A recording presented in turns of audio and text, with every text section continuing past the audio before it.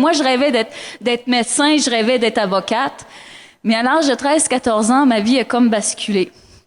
Parce que mes parents, qui étaient, comme je vous l'ai dit, pas des mauvais parents, mais qui avaient vraiment des croyances différentes des miennes, m'ont appris que non seulement j'irais pas à l'université, mais que je ferais même pas mon secondaire 5 général. J'ai pas fait le métier que je voulais. J'ai quitté les bancs d'école beaucoup plus tôt que prévu. Finalement, j'ai eu un cours de sténodactylo, ils appelaient ça comme ça dans ce temps-là, et je me suis ramassée avec un travail à 7 $ de l'heure. Je ne serais pas ici en train de faire des conférences si ce matin-là, d'août 96, il ne m'était pas arrivé ce qui m'est arrivé. Parce que ce matin-là, j'ai essayé de rentrer dans le bureau. Je n'ai pas été capable. Parce qu'il y avait une personne à la porte qui me bloquait l'entrée.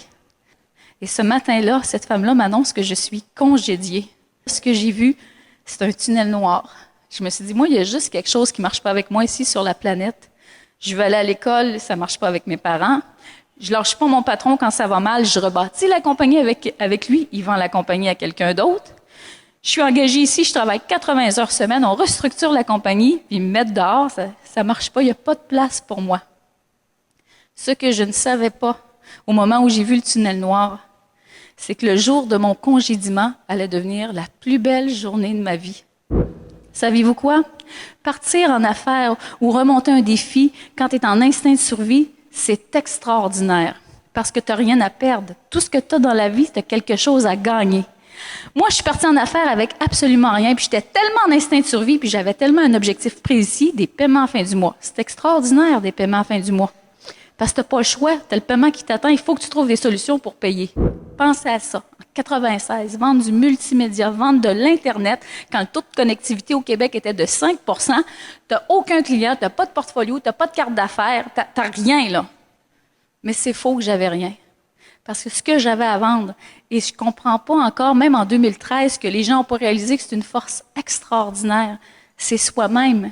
Moi, la plus belle chose que j'avais à vendre, c'était ma passion, c'était ma détermination, c'était mes yeux brillants. Moi, j'avais le pouvoir de contaminer les gens, c'est ça que j'avais à vendre. C'est dans l'inconfort qu'on fait des choses extraordinaires, qu'on se surpasse.